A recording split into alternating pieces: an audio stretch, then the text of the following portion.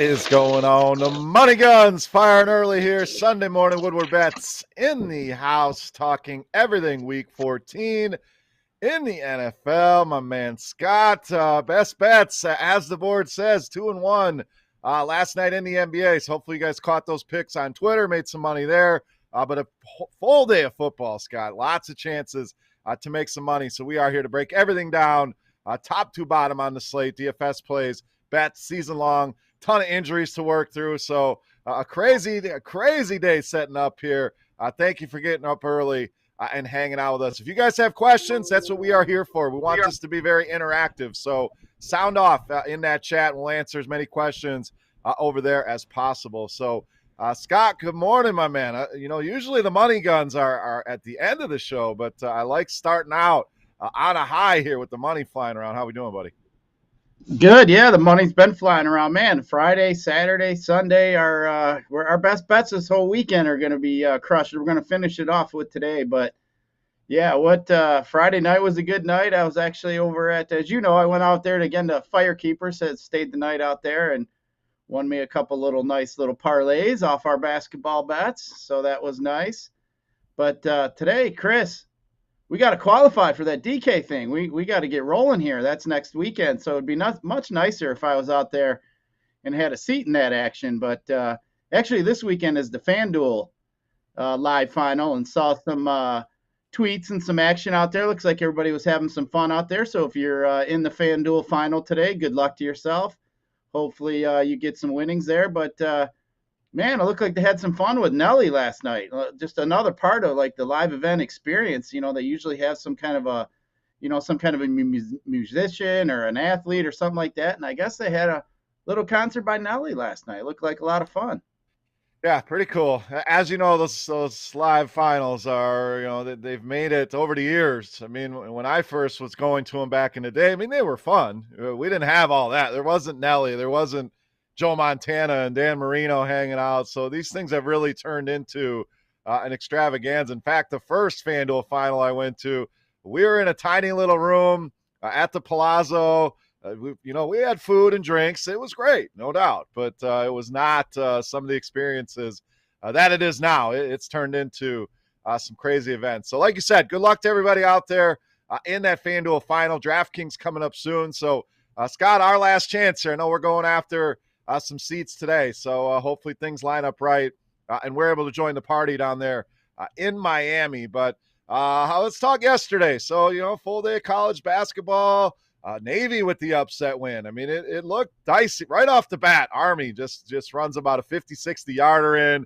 They're 7-point favorites. You're thinking they're going to roll, and you got to give Navy credit. They hung in there, end up winning that game. So it's always fun watching that game, even if you don't really care about Army, Navy, the game itself, just the whole pageantry around it, and all these military folks getting excited. And I mean, it was pretty cool watching that game yesterday.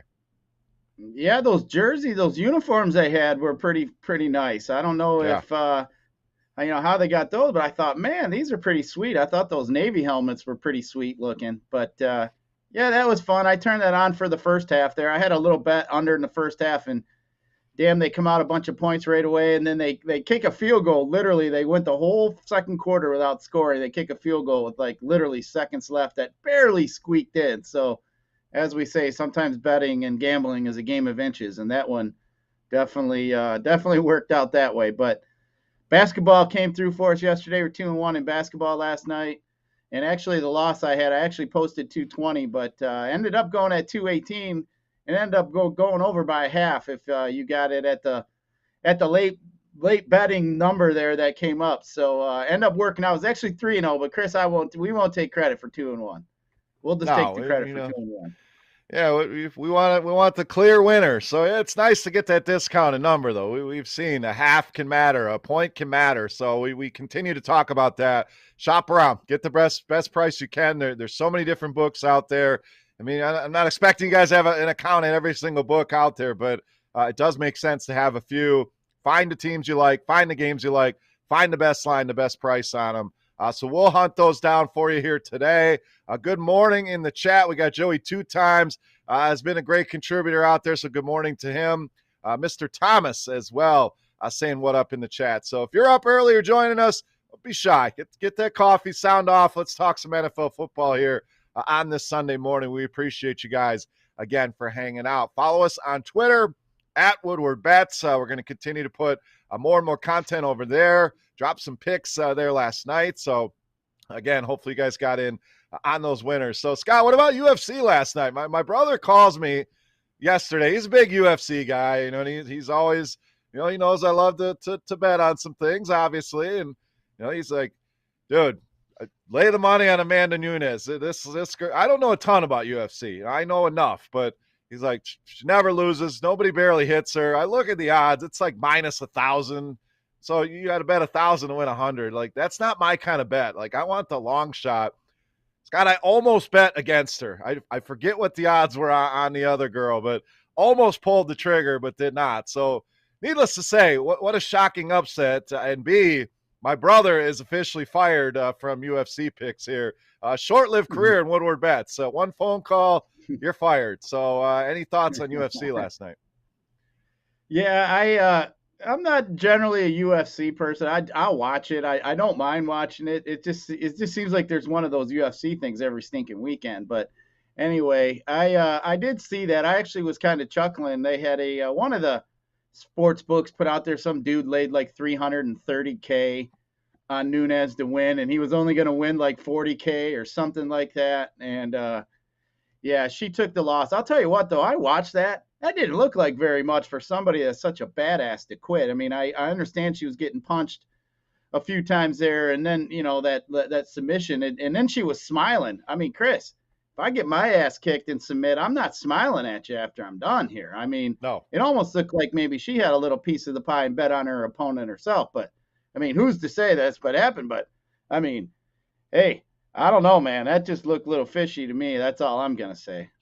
Yeah, I mean, you bet the house on your opponent, you take a fall, and then they let you come back, win the title in your next fight. So does it really tarnish your career, your image at all? Yeah, so who knows? I'm sure there's a lot of that stuff going on, no doubt, but just thought that was interesting last night. So let's get into the football here today. Got Rob in the chat sounding off on a 5-star play. We love them 5-star plays. He's talking Buffalo with the points in Tampa. We'll get to that game.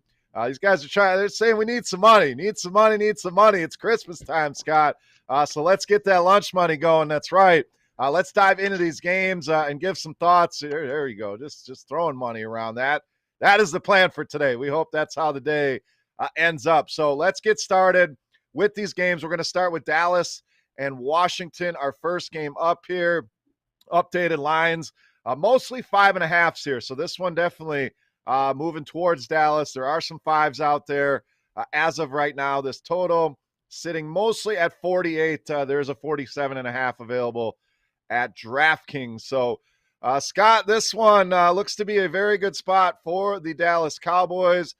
Injury-wise, maybe without Tony Pollard. That's the one we're going to watch. Questionable here for this game. They don't sound optimistic, though. So, that's a good thing for Zeke Elliott. Now, he's expensive out there, but he's not going to have to split the backfield with Tony Pollard. Washington side, J.D. McKissic looking unlikely to play, so sets up very well for Antonio Gibson. In fact, he may be one of the highest-owned players on today's slate. So a lot of pieces in this game. Dallas side, you can stack the passing attack. You can go with Zeke. What are you doing in this one, Cowboys and football team?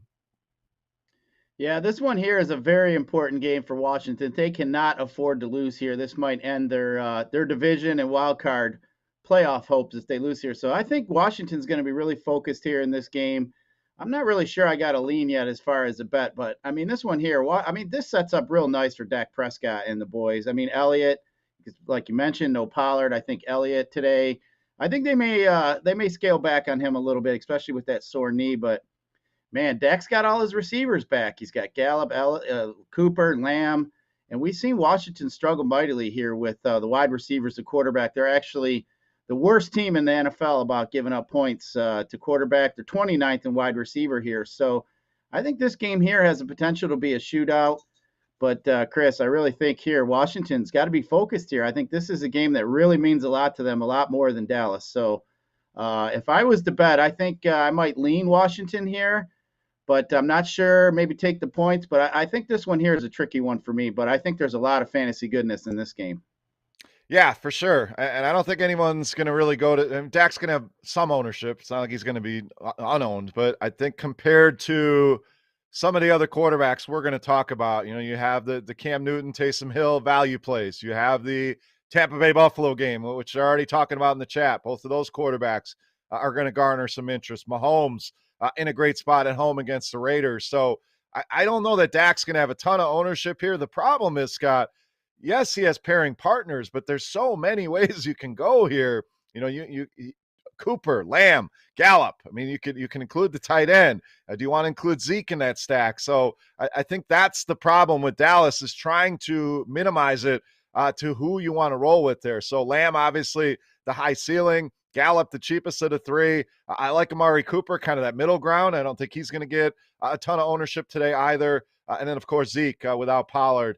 Certainly in play. Now, I worry a little bit about Gibson. I know he's cheap. He's going to get the full workload, but Dallas has been pretty damn good against running backs this year. So that may be one of the chalk plays that I'm okay staying away from here this week. I love Antonio Gibson, but I do not like this matchup for him today. As far as the bet goes, I've seen a lot of money on Dallas. It looks like about a 50-50 split as far as bets go, but 80% of the money coming in on the Cowboys here. So anytime I see that kind of discrepancy, I like to pay attention. So definitely a lean towards Dallas here. I wish this line was a little smaller. We saw it -4, I think, when we did our initial look on Wednesday. But even at this elevated number, this offense looks good.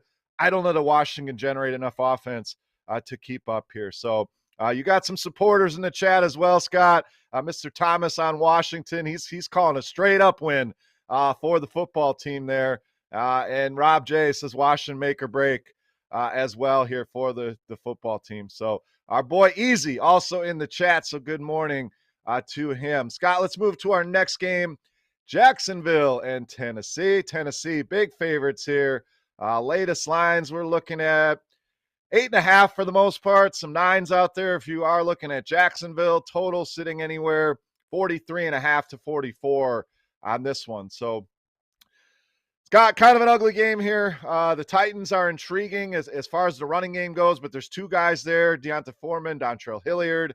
Sounds like Julio Jones going to be back for this game. Jacksonville side, always a struggle to find anything we want to do there. So what are we doing in this one? The Tennessee defense, also a play that you could look at here in this game against Jacksonville. Yeah, I mean, all this news with Urban Meyer arguing with his coaches, telling them they suck, arguing with Marvin Jones. I mean, does this team even want to play for this donkey? I mean, I'm just curious here how they're going to come out today. I think they're going to come out flat. I don't think I don't just think that they're into it mentally. I just think it's just been such a distraction with that guy as the coach there. He needs to go over there. I'm pretty sure all the Jaguar fans would probably agree with me here, but yeah, this one here is interesting. I am interested in that Tennessee defense today. I'm just really curious to see how this offense is going to come out, especially as I mentioned, arguing with these receivers here. But yeah, on the Tennessee side, Chris, man, I'd love to line up one of these running backs here today, but how can you? I mean, you got three-headed monster now, adding McNichols coming back, and then you got Foreman, Hilliard. All these guys are getting carries here. I wish they just limit it to one guy here. I think that would be a great play, but I just can't go there today. It's pretty scary to play the passing game here with Julio and them. So I mean, really, there isn't too much of fantasy goodness here. Maybe the defense, as we mentioned, but Chris, I think Tennessee here might smash Jacksonville here. I think if they get down early, they're just going to give up pretty quick, and I think Tennessee here is in a pretty good spot at home. Yeah, the Titans are always that team that, when you think they're in a good spot, they should roll, they don't. So when you're counting them out, they come out and they put 30 on the board. So it's never a team I feel great about backing. So this is honestly one I'll probably stay away from. A little bit of a lean to the over. I do think we could get some points in this game. But as far as DFS goes, like you said, I'd love to pull the trigger on a Foreman, on a Hilliard. There's just too many other places that we can go where I don't have to worry about that split. The defense, probably the only play I'm really looking at here in a bet.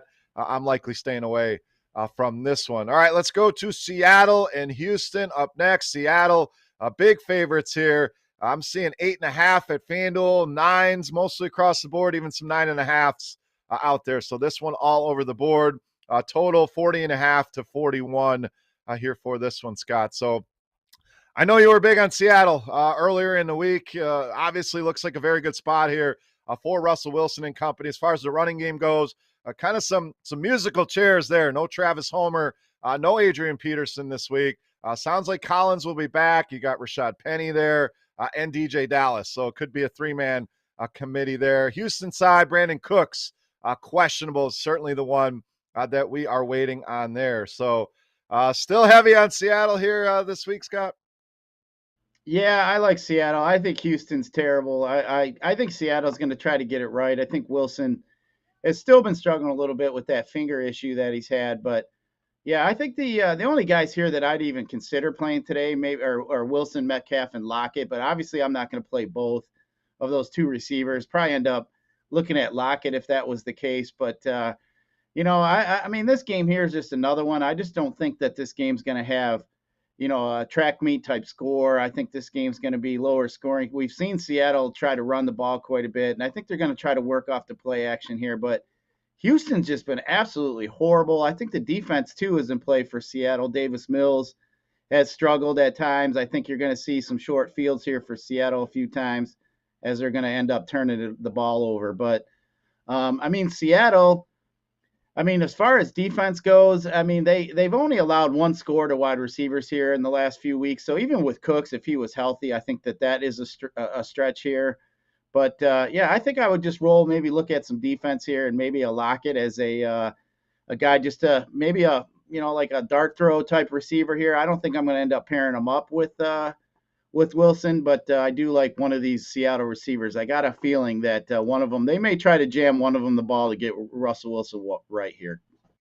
Yeah, I don't hate that as a one-off play for sure. I'm not going to play Russell Wilson here. Maybe he comes out and he lights it up. But how many quarterbacks did we rattle off in the beginning?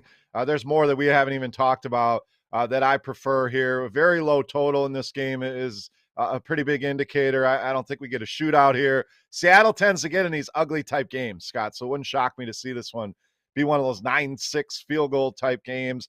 Houston, I just can't get behind anybody here.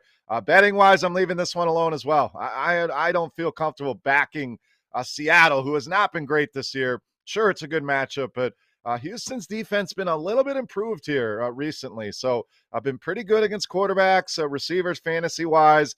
This one I'm just staying away from altogether. Betting wise, fantasy, again, maybe a little sprinkle of Metcalf or Lockett, and that would likely be, I got one receiver spot left. I'm in that mid-range, in the mid-6s on DraftKings.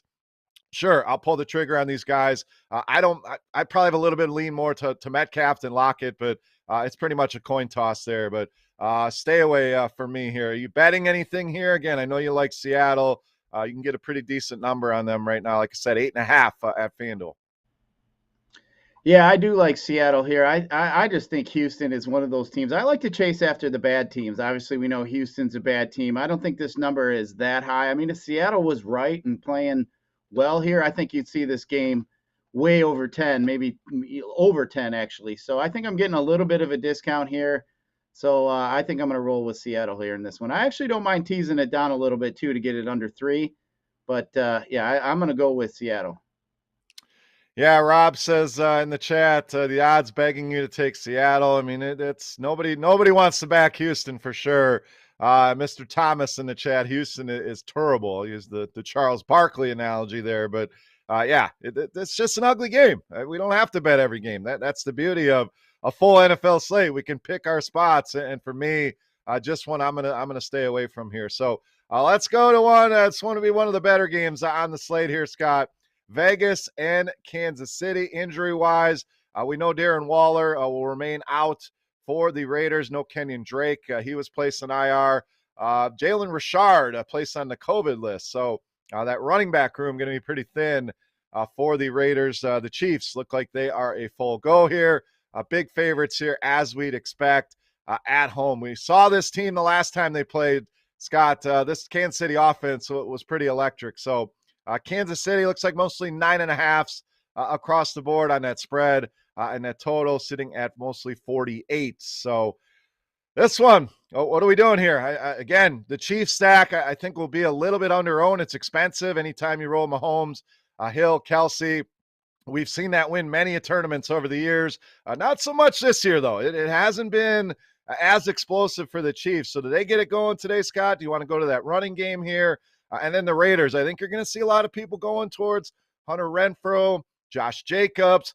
I like going back to Foster Moreau. He was cheap, tight end chalk last week that busted. Nobody's going to want to play him this week. I love these spots where you can go back to a guy like Foster Moreau. So I hate to be so excited about a tight end here of all these plays we got in this game. But Foster Moreau, really a guy I want to look at here this week against the Chiefs.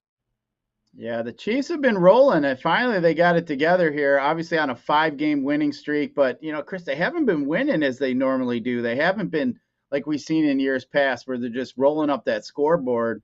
And note to mention, the under in this series here is 13-3 the last 16 meetings in Kansas City. Now, I understand Mahomes wasn't a part of most of those, but just something to note with just such a large sample size. But, man, you mentioned these tight ends. I think both tight ends are in a really good spot. I do like Morneau. You talk about him here. The Chiefs are 25th against the tight end position in points allowed. So I think they're going to have to look here. I mean, obviously, we think the game flow is going to be in their favor here. They're going to have to throw.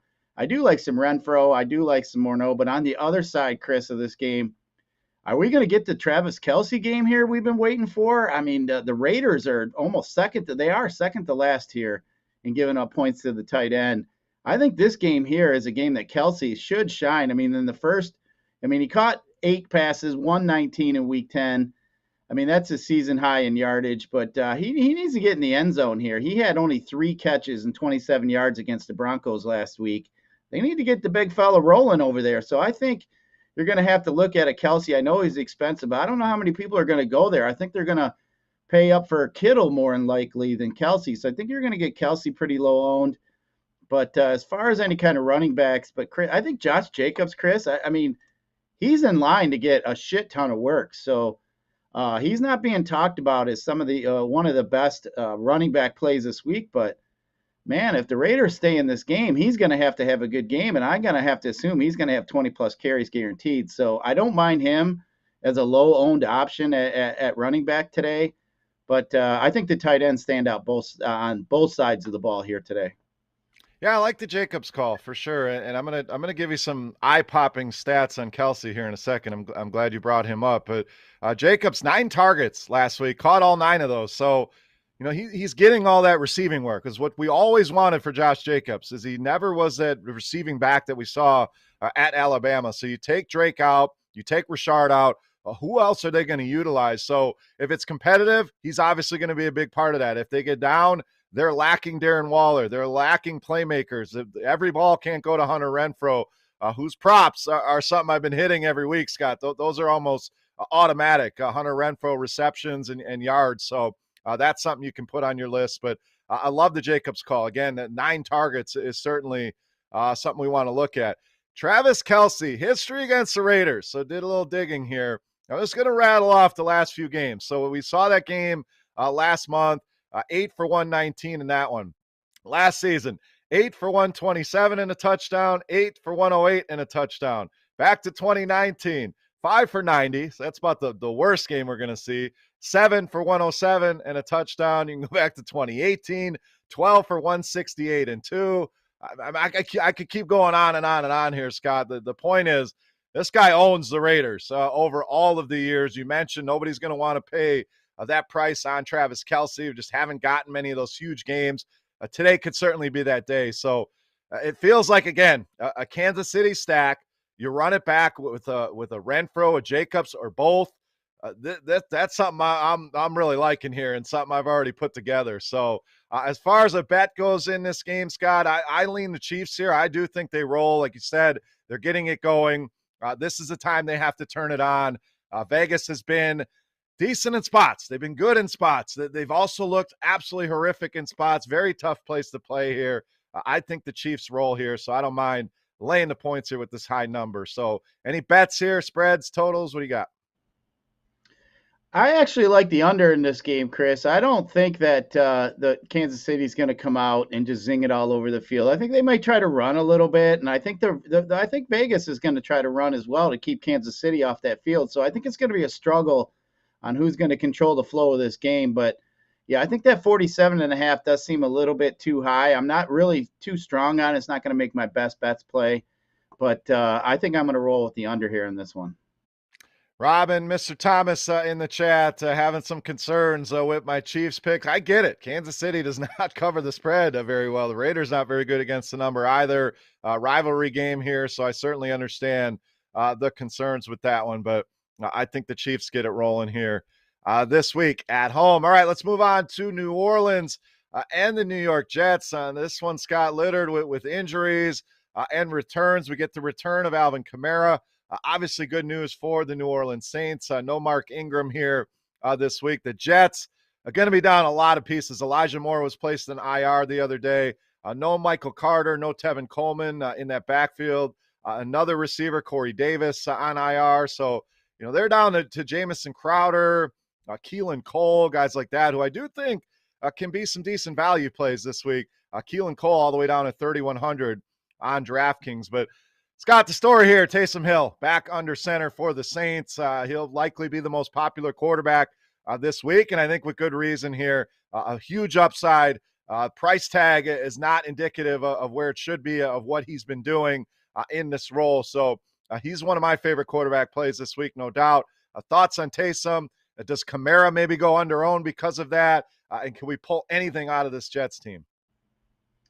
Well, Taysom is supposed to play with a splint on his throwing hand. He's been practicing with it. He said he's been getting used to it. So I think that's interesting. But I don't think they got him out there for his arm, Chris. I think they got him out there for his legs. The Jets are god awful against running backs here. So I think you're going to see Taysom Hill and Kamara. I think they're just going to run the ball quite a bit here. Like we mentioned, Jets are dead last. I mean, it's not even close to them being the worst rushing team defensively in the NFL. So, I mean, as far as the Jets go, I mean, Ty Johnson is a guy you might be able to look at as a cheap play at running back, but there really isn't anybody else that I might look at. I mean, if they do get down, I mean, they may have to throw the ball, and Crowder is about the only guy they got left over there. So, he's interesting maybe as a guy that's a dart throw that you could use at wide receiver. But I mean, it's just so ugly. I think this game here has got ugly written all over it. But I think the running game here is in a decent spot for the Saints, and that's about all I'd be even willing to look at here in this game. But Taysom Hill is going to be pretty popular. I'm going to assume they're going to look for his rushing upside there. I don't think you're going to get much out of him throwing the ball, but he could very well run in for a couple touchdowns. The problem is, too, I mean, you're looking at these two guys here, Kamara and Hill.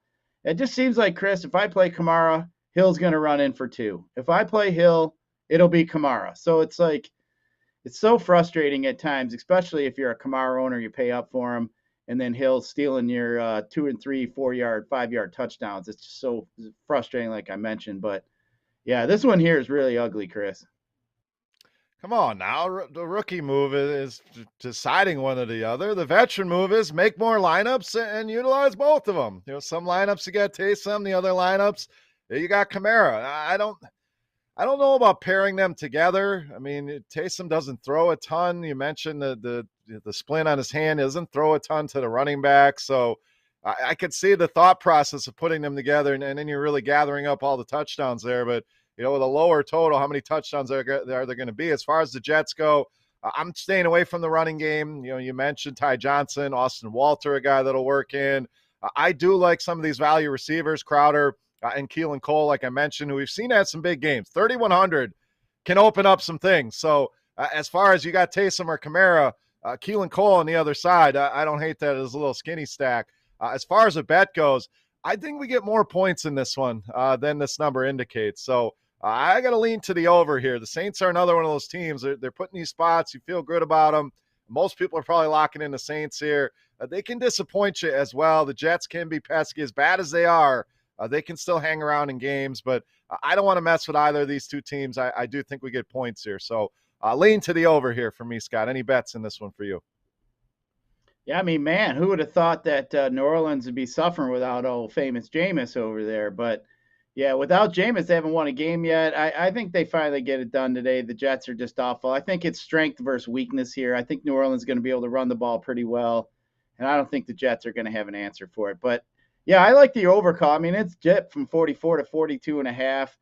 But I do think here, like I said, I think New Orleans is going to be able to run the ball quite easily, and then you're going to get the Jets. They're going to have to keep pace and try to throw the ball and keep up. So I don't mind that at all. A lot of support for the Saints in the chat, and they bring up a good point. Sean Payton can win games on his own with his coaching. So a great call there by Rob. It's definitely a coaching mismatch there. I do like Robert Salah. I do think the Jets got their guy and can get it going here. It's going to take a few years, obviously, with this rebuild, but sounds like the Saints, Mr. Thomas says they'll win by 2 touchdowns. So it wouldn't shock me, no doubt. This is one of those games I think could go a variety of different ways, but give me those points on that total. I'm going over. All right, next game, Scott, Atlanta, Carolina. Injuries, nothing major here. Obviously, we know no Christian McCaffrey, no Calvin Ridley on the other side of this one. So Cam Newton, Scott, is the big question here. Right around that same price as Taysom Hill.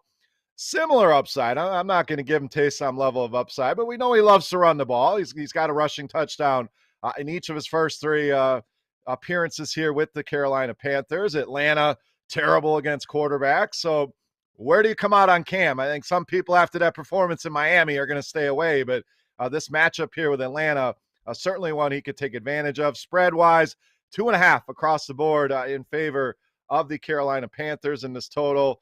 Mostly 41s I'm seeing out there, a couple 41 and a half. So Cam Newton, Scott, yes or no this week? Yeah, I debated that one going back and forth looking at my lineups, and I just don't think I can do it, Chris. Even though the Falcons do surrender the second most NFL points per game at 27.7. I mean, they've just been giving up all kinds of points. But and we already seen Cam Newton get benched once. They fired the offensive coordinator, Joe Brady, because they wouldn't run enough.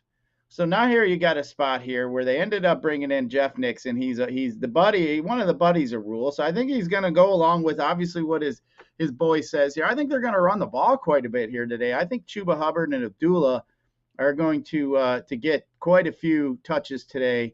I mean, they give up the 7th most points to running backs. I think they're just going to try to run. I do like some Carolina defense as well today.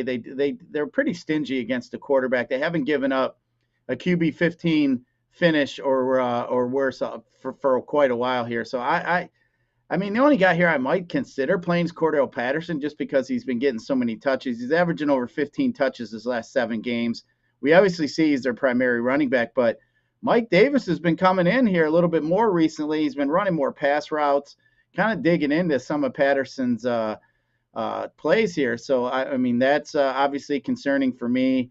But in this game here, Chris, I think Chuba Hubbard is interesting. I don't think, for me, just reading around the industry, I don't think he's getting as much love here as I feel as if he should be getting here. I think Chuba is in a pretty good spot. The last time he faced him, he did very well.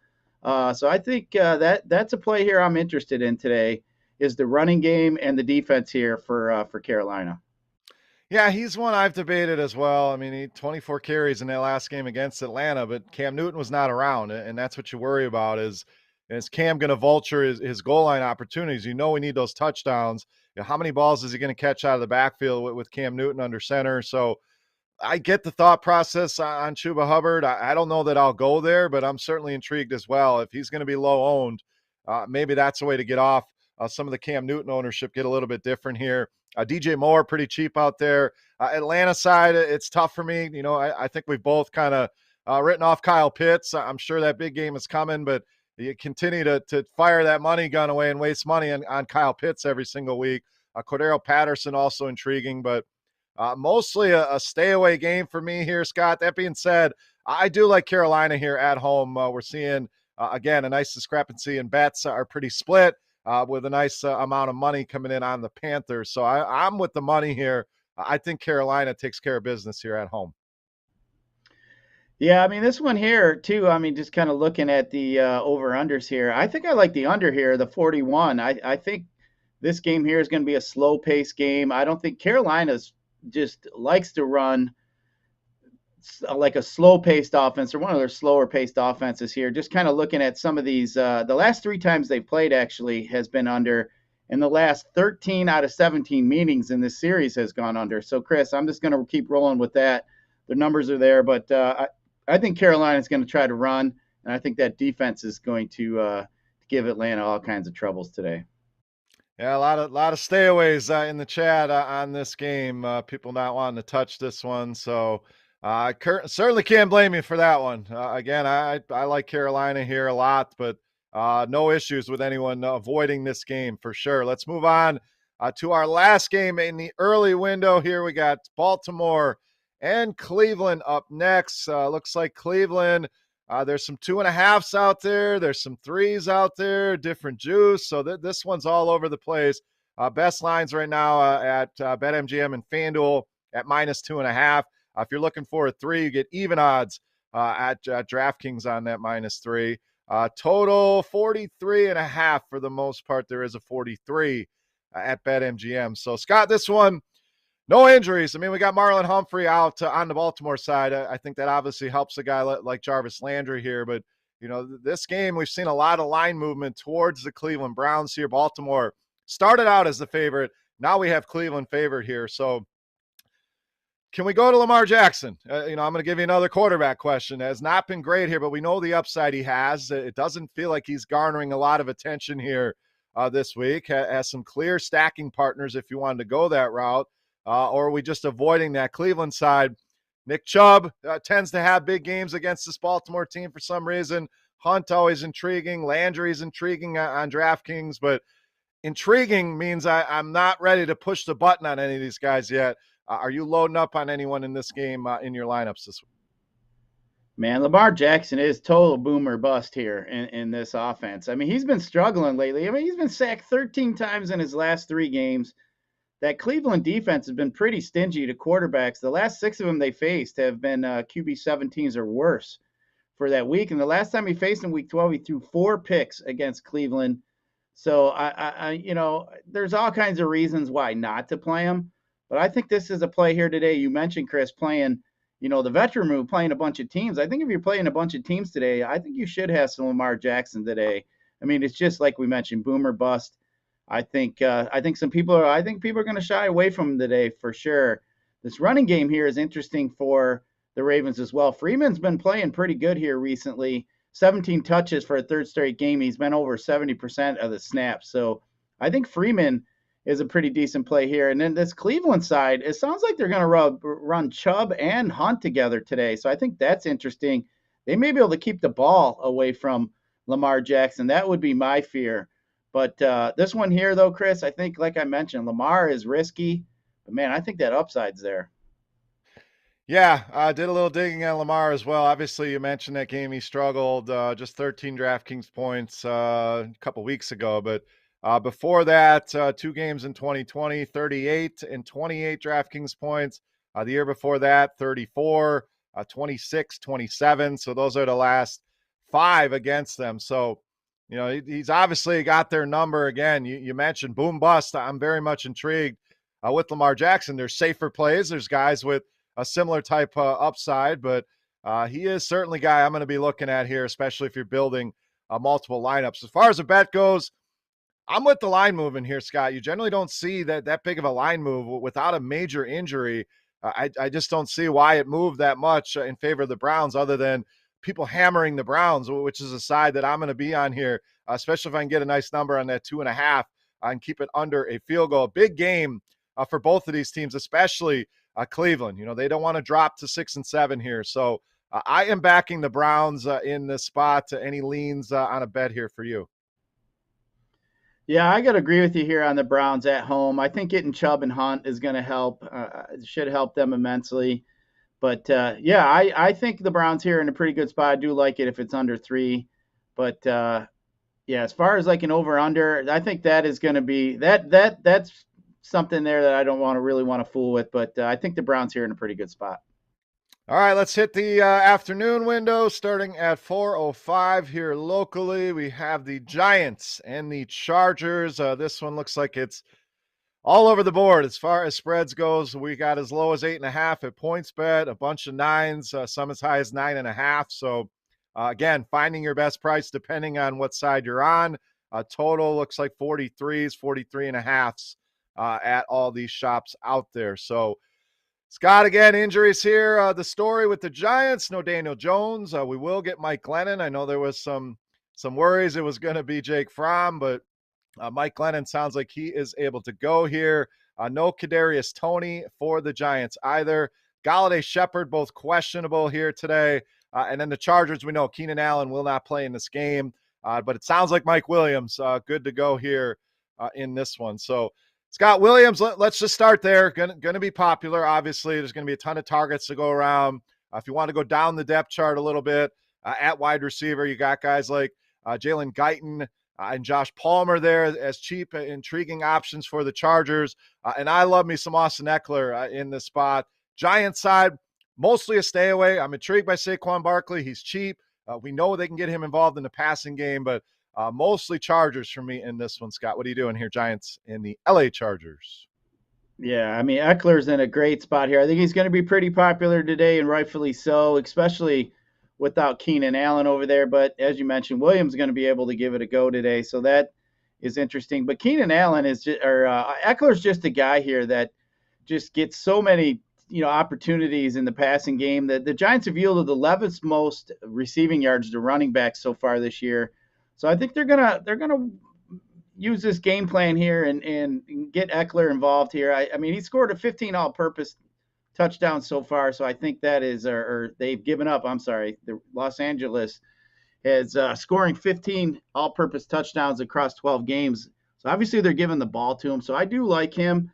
I think the tight end Cook is an interesting low-owned tight end you might be able to get if you wanted to pair up a guy like with a guy like Herbert. But what's interesting for me though in this game, Chris, is how good the Giants have been against their wide receivers so far. They're second. They're in giving up receiver points to on FanDuel. So I think that is definitely something that I'm going to keep in mind here. I don't think I'm going to go with a Herbert.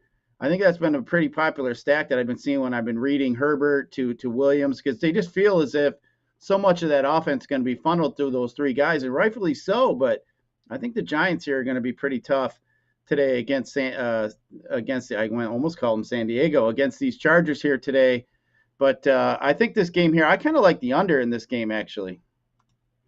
I'm on the other side. I like the over here. I do think there'll be points. The Chargers are generally pretty productive at home. Austin Eckler has been a monster at home. I mean, this guy's pretty much 20 or more DraftKings points every time he steps on that home field. So you get that. Williams, I think, will bounce back. I like some of these value receivers. Guyton and Palmer both bring that big playability. So I don't even hate, Scott, a stack of Herbert. Leave Williams out and grab an Eckler and one of those cheap guys, or even the two cheap guys, mix in a Cook. I do think that there are a lot of ways you can go here with the Chargers. The problem is the running back on the Giants side would likely be Barkley. I don't know that I want to eat up one of my running back spots with Saquon Barkley. So this one I'll debate, but I do like the points here as far as an over goes. So we're kind of split on this one. Spread-wise, I lean the Chargers, but they're one of those teams, when you think they're going to roll, they kind of play down to the level of their competition. You know, Philadelphia, the Chargers, there's a few teams that fit this bill. So that has me concerned as far as laying the points here with the Chargers. But I do think they'll score points. It's a matter, can Mike Glennon keep up? I think they can do enough to push this over. So I'm on the other side. I do like the over here. All right, local team time, Scott. Detroit and Denver. We are headed out to Denver here shortly. They need us to suit up. The Lions going to be pretty thin here, missing a ton of players. Obviously, they're going to be down a lot of guys. As far as fantasy-wise, no DeAndre Swift, no Jamal Williams, and likely no TJ Hawkinson. He is doubtful. So, Scott, we're down to bare bones here. Guys, I can't even pronounce their name. The running back here for Detroit is intriguing. There's Jamar Jefferson, and there's Igwabuke, however the hell you say that. Jared Goff coming off NFC Player of the Week, but going to be missing three of his best offensive players here. So earlier in the week, I like the Lions. They've been competitive. They've covered spreads. It's tough for me to get on board here now, missing all of those guys. Depth's going to be a concern. Again, Denver, a tough place to go and play as far as an atmosphere, as far as the altitude. So likely a stay away here, even fantasy-wise. I'm not touching the Lions. I'm intrigued with Javonte Williams here, Scott, and for a lot of reasons. What we just saw last week, the kid is a monster. Melvin Gordon is back. I think that helps us as far as ownership goes. But are you concerned that it's going to go back to the 50-50 split here? Great matchup. We know the Lions terrible against the run, but can Javonte be the guy? Does he get to a 60-40, to a 70-30 split? If we're 50-50, it's going to be tough to push that button today. Yeah, you know what, Chris, I got to laugh here. Mr. Thomas in the chat said he needs a shot of Jack Daniels, and that's what we're going to need to watch this debacle of a game here with the Lions, especially as we mentioned. I think they said they're going to have, something like 40 guys. I think the NFL, they were reaching out to the NFL to see what was the minimum players they had to have on the sideline here for this game. But, yeah, this one here is tough. The Lions are just, beat up. They're awful. That offense is terrible. I mean, I don't care. I mean, even if everybody else was in and there was just no Swift and no Jamal Williams, I don't think I could roll with any of those Lion running backs here.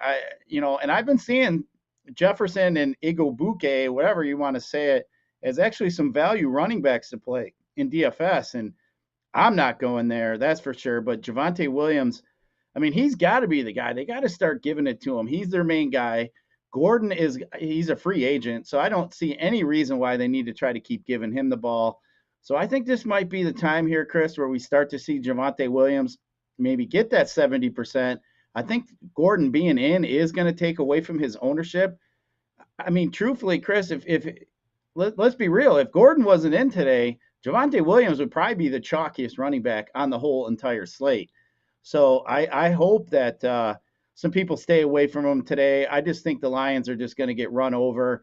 I mean, you may see Javonte Williams just have a great first half, and they might rely on Melvin Gordon a little bit more in the second half, but I can just see Williams here having a great day today. Excuse me there. Yeah, I agree. I like him a lot. We also have obviously the unfortunate tragedy of Demaryius Thomas passing away the other day. I'm sure you guys have all heard about that. Only 33 years old, so awful news there. But that's going to be a spirited atmosphere. I know they're talking about it in the chat as well. That team going to be fired up. So I hate to use that, as the team being motivated even more, but that's the reality of it. They're going to go out there and they're going to give that much of a spirited effort. So, Scott, I've kind of flipped on this one again. Without all those pieces, if everybody was in, I think the Lions can compete here. I just don't know how they're going to generate any type of offense here. It's as mediocre as Jamal Williams might be and as TJ Hawkinson have been. They're still, NFL starter caliber players. Now we're plugging in. You're counting on Josh Reynolds and Amon-Ra St. Brown and, 7th round running backs like Jamar Jefferson. Like, I just don't know how they're going to score any points here. So I think Denver does roll here. The defense can slow this team down. So a little bit of a lean to an under here, but I really like Denver just to dominate this game here, Scott. So I'm pretty sure you're on board with that one. Yeah, for sure. I think Denver's going to smash. I mean, that line's gone up 3.5 points since all this talk about all these the sickness, the flu, or whatever the hell is going around over there in Detroit. But yeah, this one here is tough. I think I'm just going to stay away. This one here, it'd be too aggravating and frustrating because if you bet on Denver, then you're going to be frustrated. How in the hell can they lose to a Lions team without any of their players? So I think I'm just going to stay away and watch some of these other games at 4 o'clock. We got some pretty good games here at 4 o'clock, and this one here, of my 3 TVs, Chris, probably will not be on my screen.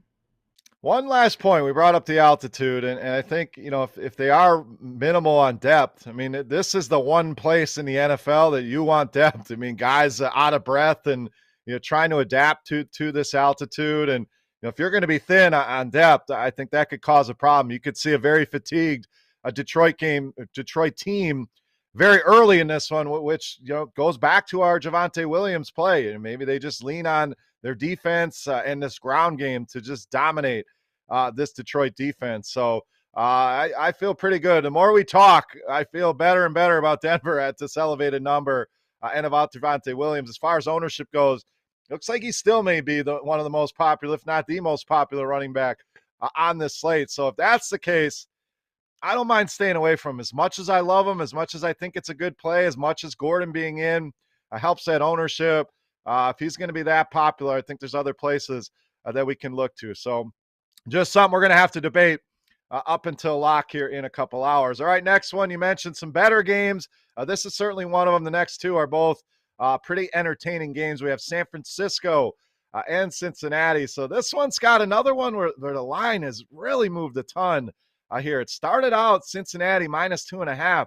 We're all the way up to San Francisco -2 at most places here. So the line movement here, I know there's a lot of injuries in this game, but it's somewhat confusing in this one. Cincinnati been pretty good. So to see them go from a favorite to a big underdog, certainly head scratching, but we'll work through it here. Injury wise, a lot to monitor here in this one. Deebo Samuel sounds like he'll be back in that San Francisco lineup.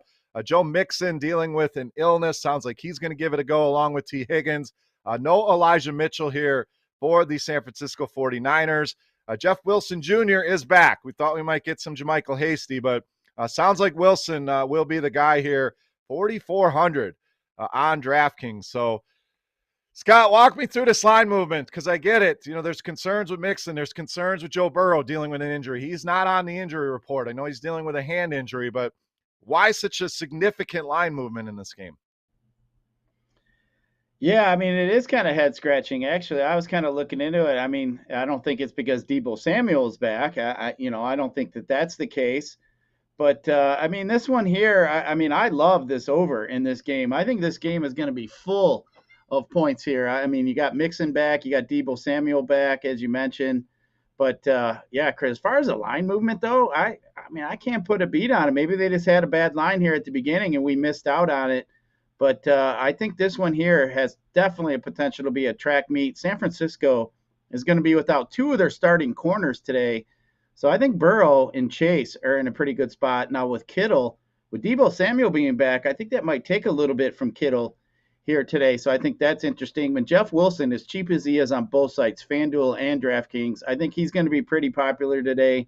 He did ding up his knee a little bit in week 13, which is interesting. So Hasty is a guy that might get a little bit of extra run, but I think they're going to primarily use him out of the backfield unless Wilson does sustain another injury here. But with Mixon giving it a go and these pieces here at the back of that San Francisco defense, I think you might see some points being scored here today. And I think actually, Chris, this one here today is my favorite game. Yeah, I like this one a lot too. I probably will stay away on the number. I mean, we are seeing a lot of support on the Niners. The bets are split, but it looks like over 80% of the money coming in on San Francisco. So maybe that's why things have been trending that way. If you got a ton of money pouring in on one team, obviously these books are forced to move the line. So kind of surprised though. I mean, I kind of like Cincinnati here, but all that money coming in on the Niners is certainly concerning. Total sitting at 48 and a half, up to 49 and a half in some places. So I think I have a lean towards the total here, but this one, I may just use it for DFS, Scott, and stay away from betting. There's just so many questions here. This one has me confused, honestly, with all this line movement. So I'll likely just avoid this one as far as a bet goes. All right, let's get to our last game. Obviously, the game of the week. We saved it for last for a reason. Buffalo and the Tampa Bay Bucks, a potential Super Bowl match. It's not looking so good with the way Buffalo's been playing lately, but this one should be a lot of fun. Seeing mostly 3.5s here for the Tampa Bay Bucks. Biggest total we have this week, anywhere from 52 all the way up to 53 on DraftKings. So, Scott, this one, obviously the one everyone's stacking. Everyone's playing Brady and his pass catchers. Josh Allen will be popular. Stephon Diggs. So let's finish this up here for this week.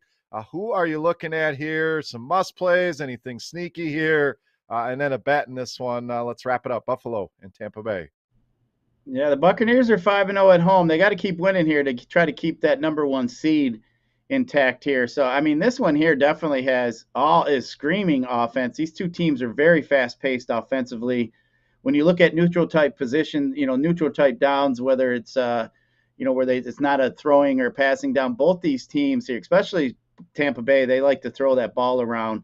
But I mean, Tampa Bay is just so tough on the rushing game here. I think Buffalo's going to have to come out and throw. I don't think they're going to be able to run. I think they know that. So I think you're going to see a pretty good game here from Allen, Diggs. But I think Manny Sanders is a guy that you got to look at today. He's been one of the forgotten guys here. So I think he's a guy that's interesting. Tampa Bay is 17th against wide receiver and giving up points there. They're 22nd against the quarterback. So I think that is interesting. I think you're right. I think a lot of people are going to play Brady, but I'd kind of lay caution to that. Buffalo is the toughest team against quarterbacks. They're also the toughest team against wide receivers. So to me, Chris, I think Leonard Fournette is in a great spot here. We've just seen recently where Buffalo has just been getting gashed by the run. We saw what Jonathan Taylor did to him. We obviously saw what happened in that snow globe game the other Monday night with New England. So I think here, Chris, could be the classic. Everybody's on the passing game, and then all of a sudden Leonard Fournette goes out and rushes for 180 yards and 2 or 3 touchdowns. So I think that is definitely a possibility. So I think this one here is a game that, it could go many ways. There's so many good players here. I mean, Godwin last week had 15 catches, 143 yards. So obviously Brady was locked in on him without Antonio Brown. But Chris, for some reason, man, this game is screaming Leonard Fournette to me. Yeah, I like it. In fact, Josh Allen with Diggs, your running back is Fournette. It's very expensive, but tons of value. We brought up, guys like Jeff Wilson Jr. and the Jets receivers, and there's a lot of value out there to make an expensive stack like that work. So I agree with you. Buffalo's been fantastic against quarterbacks, against receivers. Doesn't mean Tom Brady and company can't get there. You mentioned how good they are at home. But Leonard Fournette's been a monster here for this team, and that's the way you can attack this Buffalo defense. And I do think the Buffalo side, they'll find some success through the air. Tampa not as bad as they were earlier in the season, but it's still a pretty terrible secondary.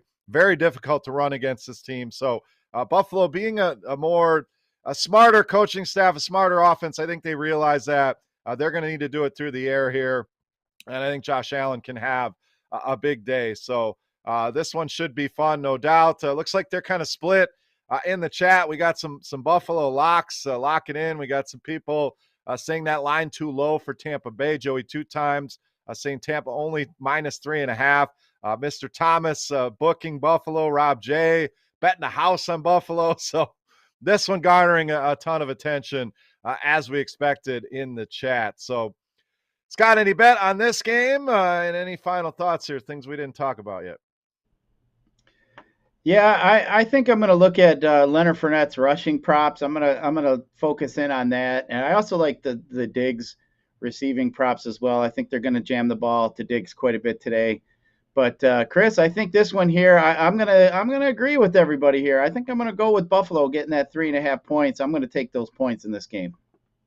All right, likely a stay away here for me. I do think Buffalo can compete. If anything, I would lean an under, but I don't want this game to be an under. I do want to see these two teams go back and forth. So some other spots that I prefer. This is one I'm just going to sit back and enjoy the goodness of all the great players on the field. But a bet-wise, I just don't have a strong lean on this one at all. So coming up on an hour, Scott, you know what that means. We walked through the entire slate of games, gave you some of our favorite plays in DFS, some leans, some bets we like, but it's time to put it down on paper. Time for our best bet segment here for week 14, everyone's favorite part of the show. Let's get the people some lunch money here to finish this week. The best bets have been hot. Let's stay hot here, Scott. Sunday in the NFL, best bets. What are we doing? For me, I got 3 best bets, Chris. I feel really good about them today. The first one is going to be New Orleans. Minus the 5.5 against those Jets. I don't think the Jets are going to stand any chance. I think Kamara and Taysom are going to be way too much for that shitty rushing defense. And then, Chris, the other one I got is in the Lions game. I'm going to go with the under in that one, the under 42. I don't think there's going to be very many points scored. I think they're going to rush the ball quite a bit in Denver. I don't think that Lions offense is going to be able to do anything. So I like the under 42 in that one. And then I'm going to roll with Buffalo, getting the 3.5 against Tampa. I'm going to roll with that, parlay all three, get us some lunch money, and move on to Monday so we can keep this hot streak rolling we got. Love it. Love it. Love it. I got 3 for you as well. Some spreads, some totals. We'll try to mix it up here. I'm going to start with the Cleveland Browns minus. We'll go -3. I'm okay with that. If you can get a 2.5, obviously that's the way to go. Again, still some 2.5s out there at FanDuel and BetMGM. I just think Cleveland a must-win spot here. I think they get it done at home against these Baltimore Ravens. I am going with Denver, minus the 11.5. So I've switched on this one. Again, I started with the Lions. I love how competitive they can be, but I just think they're going to have a lot of issues competing in this game. And I think Denver controls this one. So Denver minus the 11.5. And I'm going to go over 43 in this Chargers-Giants game. I do think the Chargers find some success here. I think the Giants can do enough. The total seems a little bit too low, so I really like that one as well. So over 43. Giants, Chargers, Denver, minus 11.5. And the Cleveland Browns, we'll say -3 here for the purposes of the best bets. So 6 best bets on the board. Do with them what you will. The parlays, I don't know about a 6-teamer, but maybe we go 6-0. And that's how we hope to be at the end of tonight, Scott. So good luck to you. Again, I know we're both going after this last DraftKings qualifier. Good luck to everybody out there. In their DFS games, their season-long leagues, their bets, everything. We appreciate you guys hanging out this morning in the chat. On fire once again, so I appreciate everybody there. So, Scott, outside of the hundos flying around, final thoughts for the people here, week 14. What do you got? Yeah, we're going to sit back. I'm going to eat some food and fill my fat belly with some food and drink some beers and have some Sunday fun day today, and we're going to win some money. So, hey, if you guys are hitting on our picks and everything else, give us a shout out over there at Woodward Bets. We like the interaction with everybody. I know we've seen a couple people here recently comment on our hot picks and plays. So get on in there. Make sure you're over there following the Woodward Bets, and make sure you guys are out there keeping your ear to the ground because we're going to release a bowl pool here for next week here. So look for that. Possibly tomorrow we're going to try to get it up there on the Woodward Sports site. But let's have us a fun day today, Chris, and get us some money in them accounts of ours. Absolutely. Sounds good to me. Excited for another big day of football. Looks like a fun slate of games. I got my Packers playing tonight, so excited about that as well. Some best bets ready to rock. So sets up as a fun Sunday, like you said. Again, thank you to everybody for listening. Thank you for your interaction in the chat. Love talking with you guys. Can always reach out to us if you ever have any questions, any feedback on the show. What do you guys want to hear? What do you want us to talk about? We are here for you. So you can do that at Woodward Bets. He's at _G_Rise, and I am at Beer Makers Fan. So that will wrap it up here for week 14.